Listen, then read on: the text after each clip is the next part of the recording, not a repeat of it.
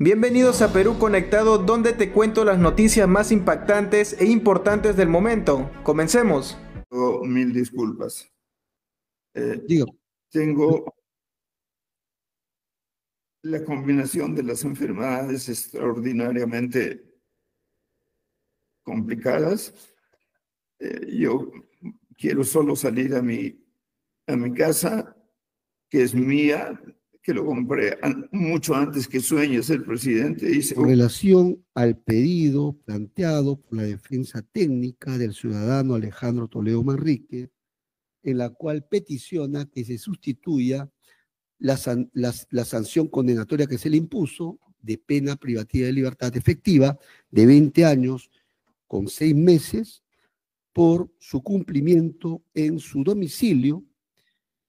Este despacho lo va a desestimar y voy a dar mis razones. Dale unos minutos. Buenas tardes, señor Alejandro Toledo. ¿Va a decir algo respecto al pedido que está haciendo su abogado? Sí, señor juez. Adelante, lo escucho, por favor. Pido, más allá de lo legal, le pido de todo corazón que me permita salir a mi domicilio para ir a una clínica privada, número uno. Número dos, es en esa clínica privada que se diagnosticó primero el cáncer que tengo. Ese cáncer lo trataron en la Universidad de Stanford, donde enseño, pero ha resurgido el tema del cáncer. Dos, yo tengo un problema cardíaco que también fue diagnosticado en la Clínica San Pablo y lo llevé a los Estados Unidos. Tenía que regresar a mi cátedra y ahí me han venido tratando. Tengo los certificados, tanto de aquí del Perú, como los certificados apostillados que vienen del Departamento de Estado. Tercero, yo tengo un problema cardíaco que ha llegado a 19%, 19 puntos. Tengo el cáncer, tengo un problema de ansiedad aguda, tengo un problema de incontinencia urinaria y de vez en cuando pierdo sangre, señor. Pues le pido de todo corazón, por razones humanitarias y por razones de mi enfermedad y razones de mi edad, le pido por favor que atienda mi pedido que ha sido presentado por mi defensa, pero quiero que usted sepa que estoy absolutamente complicado en mi salud. Eso lo saben los médicos de los Estados Unidos, que han tenido que enviar copia al Perú apostillado. Segundo, en el aeropuerto cuando aterricé, hubieron 4 médicos, además de otras personas, y me recibió la fiscal de la Nación, y ahí chequearon mi situación médica, y usted tiene registro de eso, y el problema cardíaco se ha agudizado. ¿Tiene usted la información de la policía o del fiscal de la Nación que me examinó? He venido tomando 16 pastillas diarias, señor juez. Ahora me trato aquí en el hospital de salud en ATE. Entonces yo le pido de todo corazón que por razones humanitarias, de acuerdo a esta ley,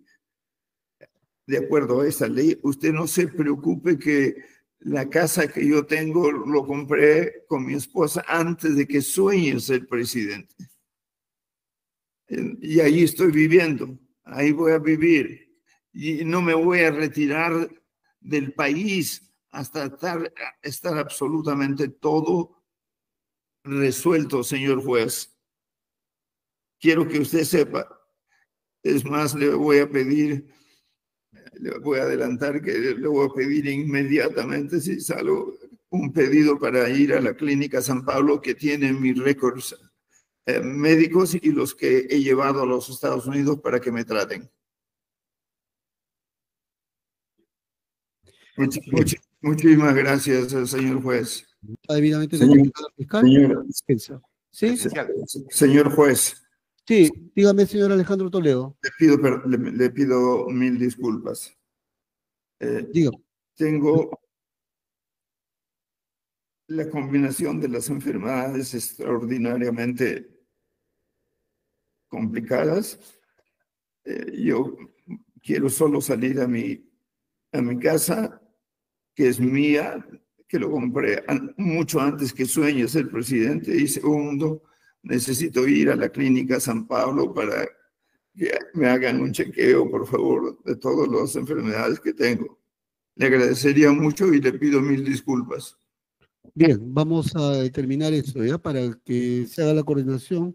¿Usted requiere la atención en el día? Señor Alejandro Toledo.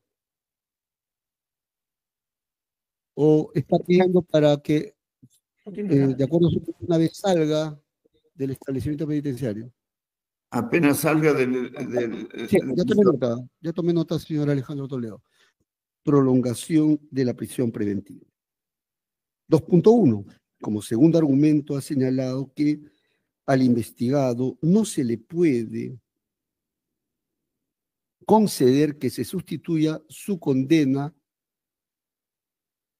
en su domicilio porque es bien probable que fugue, atendiendo a los cargos graves que se le atribuye y a que ha tenido que ser extraditado al Perú para ser sometido a la justicia. 2.3, finalmente, como tercer argumento, ha señalado que los problemas de salud que aquejan al investigado no justificarían que se le sustituya la sanción condenatoria en su domicilio. Tercero, marco normativo. 3.1. Aquí vamos a citar diversas normas jurídicas que van a ser materia de evaluación respecto al pedido. En primer término, vamos a citar la Ley 32.181, concretamente el artículo 1 que modificó el artículo 22 del título primero. Vamos primero a la cita textual. Inicio de la cita. Artículo 22, responsabilidad restringida por la edad. En la parte pertinente se estableció lo siguiente.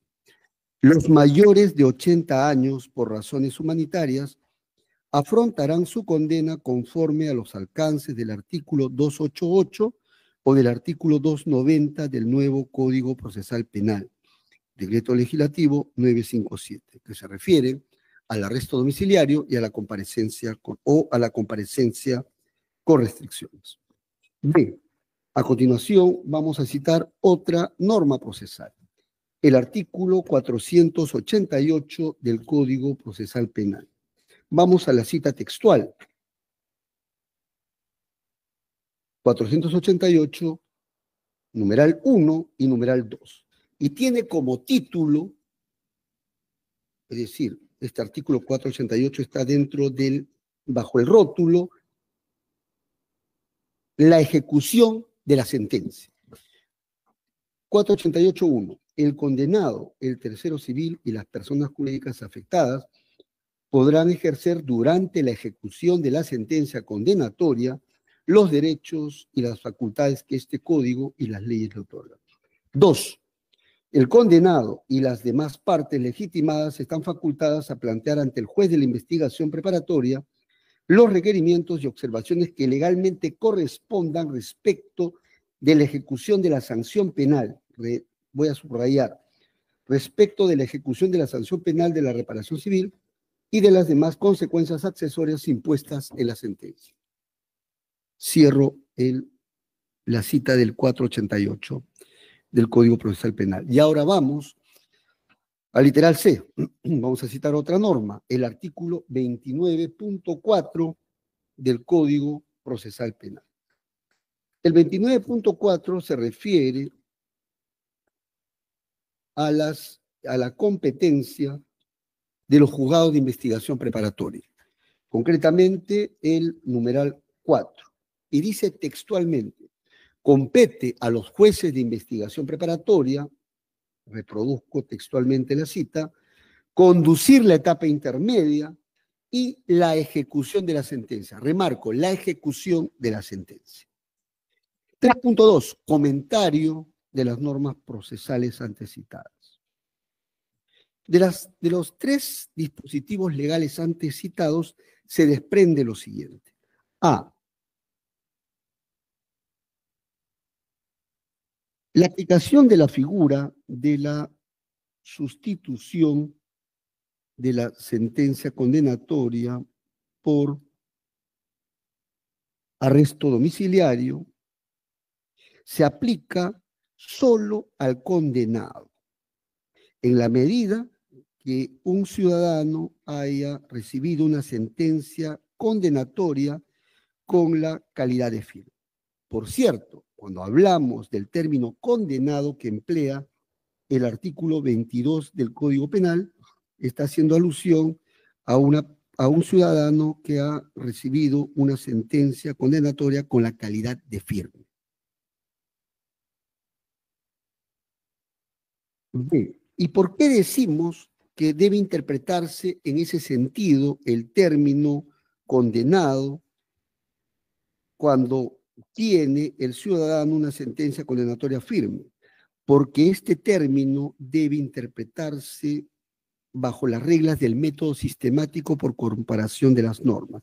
¿Qué cosa quiere decir eso? Para establecer el contenido de un término o de un concepto, a veces se tiene que recurrir a otras normas para dotarle de contenido. Y precisamente tenemos dos normas que van a servir para dotarle contenido y a través de los cuales llegamos a la conclusión de que se exige que el condenado cuente con una sentencia condenatoria firme. 2.1. En primer término, vamos a citar el artículo 488, numeral 2 del Código Procesal Penal. Si vamos a este artículo, vamos a advertir que este artículo está dentro de la parte, está ubicado bajo el rótulo de la ejecución de la sentencia.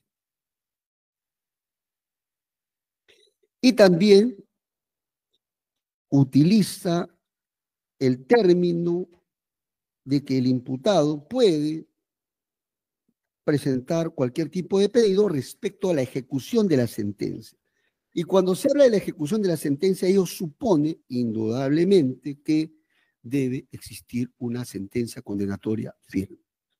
Es decir, para que una sentencia se ejecute, previamente debe entenderse que estamos frente a una sentencia condenatoria con la calidad de consentida o con la calidad de ejecutoriada, es decir, con la calidad de firme.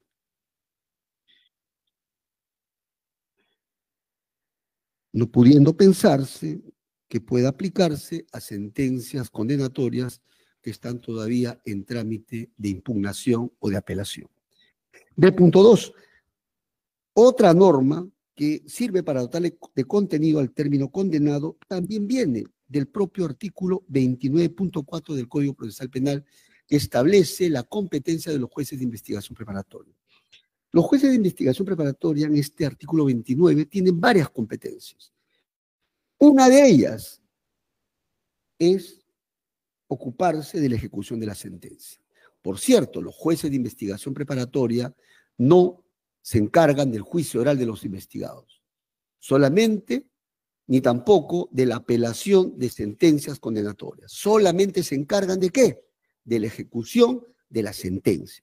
Es por eso que el artículo 29.4 señala que el juez de investigación preparatoria solamente tiene como competencia ocuparse de la ejecución de la sentencia, lo cual supone, indudablemente, que debe tratarse de un ciudadano sentenciado o condenado con una sentencia firme. C. Una tercera nota característica que se desprende es que para la aplicación de esta figura de la sustitución de la pena privativa de libertad por un arresto domiciliario, para ello debe tenerse en cuenta el principio de reserva judicial. ¿Esto qué cosa quiere decir? El solo hecho que un imputado cumpla los 80 años, ello no implica que en automático se debe conceder la sustitución de la pena privativa de libertad efectiva por un arresto domiciliario, dado que todo pedido está sometido a una evaluación judicial. Esto es, para establecer si se aplica o bien reglas de conducta o bien el arresto domiciliario que prevé el artículo 290 del Código Procesal Penal, debe evaluarse si se cumplen o no con las condiciones, por ejemplo, del arresto domiciliario. Si está en curso en una de las causales y si corresponde aplicar por haberse enervado, disipado el peligro de fuga o el peligro de obstaculización a la actividad probatoria. En buen romance, la aplicación de esta ley no es automática, sino exige evaluación judicial. Cuarto, análisis del presente caso concreto. Ahora, con relación al pedido planteado por la defensa técnica del ciudadano Alejandro Toledo Manrique, en la cual peticiona que se sustituya la sanción condenatoria que se le impuso de pena privativa de libertad efectiva de 20 años con 6 meses por su cumplimiento en su domicilio. Este despacho lo va a desestimar y voy a dar mis razones. 4.1. En primer término, debe anotarse que en el caso del ciudadano Alejandro Toledo Manrique se advierte que se ha cumplido con el primer requisito. Esto es que ya ha cumplido los 80 años de edad que exige la 32.181. Debido a que alcanzó dicha edad el 28 de marzo del 2023, tal como es de verse la partida de nacimiento que ha presentado la defensa técnica de dicho peticionante, en la cual se advierte que nació el 28 de marzo de 1945, y a la fecha ya había cumplido los 80 años de edad, con lo cual cumple con el primer requisito. 4.2. Sin embargo, a pesar de haber cumplido con el primer requisito, no estaría cumpliendo con la segunda exigencia legal que ha previsto la ley 32.181. Esto es, que se trate de un condenado con sentencia firme, tal como lo exige la 32.181.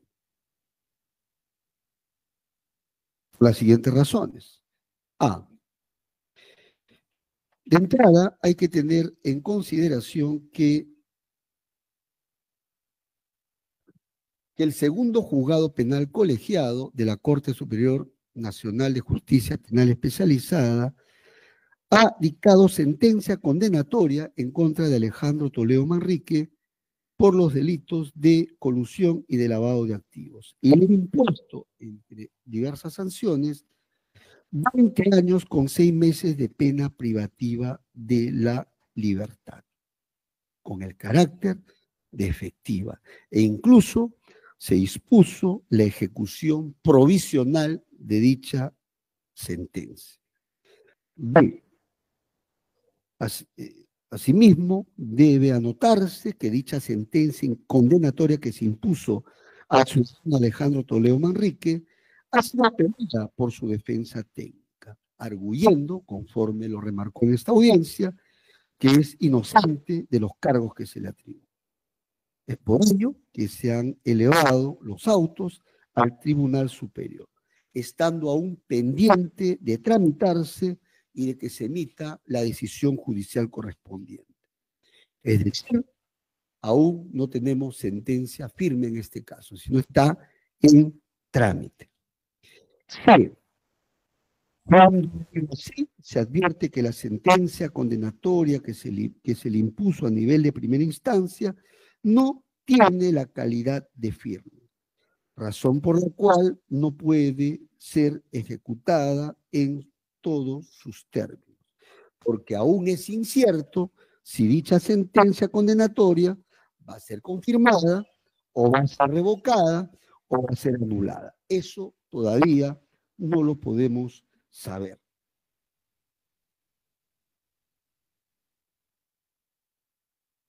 Creo que la ley 32181 exige como segundo requisito que se trate de un condenado con sentencia firme. Y decimos que cuando hemos hecho alusión al término condenado, se exige que exista una sentencia firme conforme pues al método histórico de interpretación de la norma y conforme al método sistemático por comparación de la norma. En efecto, si fuimos al método histórico, es decir, a la exposición de motivos que dio origen a la ley 32181, se ha podido rastrear que la misma tuvo como punto de partida el proyecto de ley 3999 presentado por el congresista Américo Gonza Castillo, ¿no? Y en la parte pertinente de la exposición de motivos, si bien es cierto que la exposición de motivos no explica ampliamente este tema, pero hay una parte en donde se hace alusión a la ratio que estuvo detrás de esta norma. Voy a remitirme a la parte del análisis costo-beneficio. Y se dijo lo siguiente en ese proyecto de ley del congresista Gonza. La presente ley no genera gastos al Estado respecto, pues, a que se aplique por razones humanitarias la suspensión de la pena, que fue la génesis de esta ley 32181. Dijo que esto no va a generar gastos al Estado peruano, toda vez que el objeto, la finalidad de este proyecto de ley es que los jueces de ejecución penal puedan ser designados de los que no tengan carga procesal a fin de poder efectuar su labor con probidad, de tal manera que el costo-beneficio de la presente ley cumpliría con el parámetro econométrico dentro del análisis económico del derecho. ¿Qué es lo que quiso decir el congresista Gonza en este proyecto de ley? Que esto va a encargarse a los jueces de ejecución penal. ¿Y de ello qué cosa se desprende? Se desprende de que lo que se exige para la aplicación de esta ley es que se cuente con una sentencia condenatoria con el carácter del firme, para que después de ello pueda hablarse de la ejecución de dicha sentencia. E incluso se iba a encargar la ejecución de las sentencias, se entiende firmes, a determinados jueces que se aboquen a tiempo exclusivo a ello. Sin embargo, ello no se ha dado porque aún continúa a cargo esta función de los jueces de investigación preparatoria. Finalmente, se ha tenido en cuenta, para asumir que el término condenado alude a que debe existir una sentencia condenatoria firme, también se ha tenido en cuenta el método sistemático por comparación de las normas. A veces, para entender lo que dice un determinado término previsto en una norma, hay que acudir a otras normas.